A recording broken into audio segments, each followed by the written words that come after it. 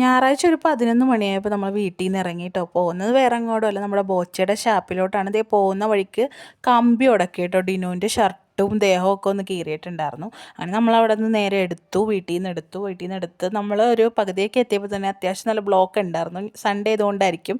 Ruth മോൾ ഇതേ ഒരു പാവേനയൊക്കെ ആയിട്ടാണ് ഇറങ്ങിയേക്കുന്നത്. അവൾക്ക് അതിൽ നിന്ന് കാറിലിരുന്ന് കളിക്കാനാണ്. അങ്ങനെ നമ്മൾ ബോച്ചയുടെ ഷാപ്പിലെത്തി. കയറുമ്പോൾ തന്നെ ബോച്ചേട്ടൻ വെൽക്കം ചെയ്യാൻ നിൽക്കുന്നുണ്ട്. പിന്നെ അവിടെ ഒരു ഊഞ്ഞാലുണ്ട്. അപ്പോൾ അമ്മയും റൂത്തൊക്കെ ഇരുന്ന് അതിൽ ആടുന്നുണ്ടായിരുന്നു.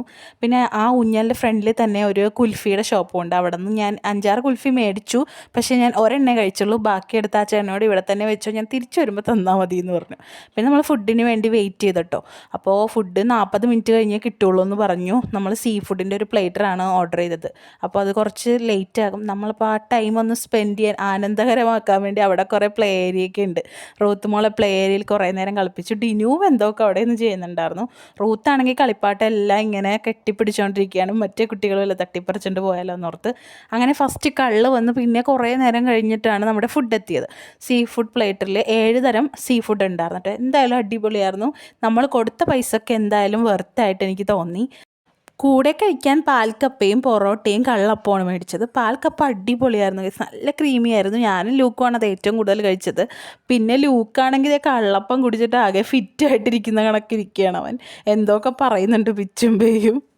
അങ്ങനെ നമ്മൾ ഫുഡൊക്കെ കഴിച്ചിട്ട് അവിടേക്ക് ഒന്ന് എക്സ്പ്ലോർ ചെയ്യാൻ ഇറങ്ങി ഗൈസ്. അവിടെ ഫിഷിംഗ് ഒക്കെ ഉണ്ട്. നല്ല സ്പോട്ടാണ് കേട്ടോ. ഇതെന്തായാലും നമുക്ക് ഫാമിലി ആയിട്ട് പോകാൻ പറ്റിയ സ്ഥലമാണ്. അതേ ലൂക്കാണെങ്കിൽ പപ്പ അവിടെ നിൽക്കുന്നുണ്ട്. അങ്ങോട്ട് പോകാൻ വേണ്ടി അവൻ ഭയങ്കര ഹാപ്പി ആയിട്ട് നിൽക്കുകയാണ്.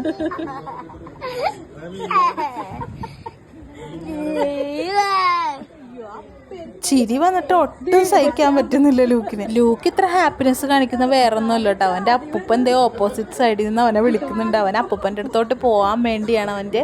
അപ്പോൾ എൻ്റെ പപ്പ എന്തായാലും നല്ല ഹാപ്പിയാണ്. കാരണം ലൂക്ക് ഹാപ്പിയായാലും എൻ്റെ പപ്പ ഭയങ്കര ഹാപ്പിയാവും.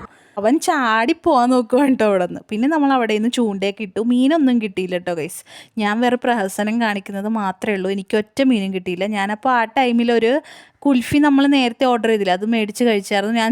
ഞാൻ ടെൻഡർ കോക്കനട്ട്, അമ്മ ചോക്ലേറ്റ് ഫ്ലേവറുമാണ് കഴിച്ചത്. അമ്മയുടെ കൊള്ളില്ല എന്നാണ് പറഞ്ഞത്. എൻ്റെ ടെൻഡർ കോക്കനട്ട് അടിപൊളിയായിരുന്നു. പിന്നെ അവിടെ നിന്ന് നമ്മൾ മീനൊക്കെ പിടിച്ച് ഇങ്ങോട്ട് ഇറങ്ങുന്ന ടൈമിൽ കുറേ ചേച്ചിമാർ അവിടെ നിന്ന് ഇങ്ങനെ കുരുമുളക് കുത്തി ഇങ്ങനെ പൊടിക്കുന്നുണ്ടായിരുന്നു. നല്ല കുത്തലായിരുന്നു കേട്ടോ കുരുമുളകിൻ്റെ. പിന്നെ അടുത്തുള്ള പാർക്കിലോട്ട് പോകാമെന്ന് വിചാരിച്ചപ്പോൾ അമ്മക്കൊരാഗ്രഹം തെങ്ങി കയറണ ബോച്ചെ ചേട്ടനായിട്ട് ഒരു പിക്ക് എടുക്കണമെന്ന്. അങ്ങനെ പിക്കൊക്കെ എടുത്ത് നമ്മൾ നേരെ പാർക്കിലോട്ട് പോയി. കുട്ടികളെ കളിപ്പിക്കാനാണ് പോയെങ്കിലും കുട്ടികളുടെ പപ്പയുണ്ട് അവിടെ കിടന്ന് ഫുട്ബോളൊക്കെ കളിച്ചത്. നമ്മൾ അവിടേക്ക് ഇരുന്ന് അതൊക്കെ വാച്ച് ചെയ്യായിരുന്നു. അങ്ങനെ നേരെ കുറച്ച് നേരം അവിടെ ഇരുന്നിട്ട് നമ്മൾ വെള്ളാർപാടത്ത് പോയി. അവിടുത്തെ നേർച്ച ഇങ്ങനെ അടിച്ചിടുന്നതാണ്. റൂത്ത് അത് നല്ല തകൃതിയായിട്ട് ചെയ്തുകൊണ്ടിരിക്കും.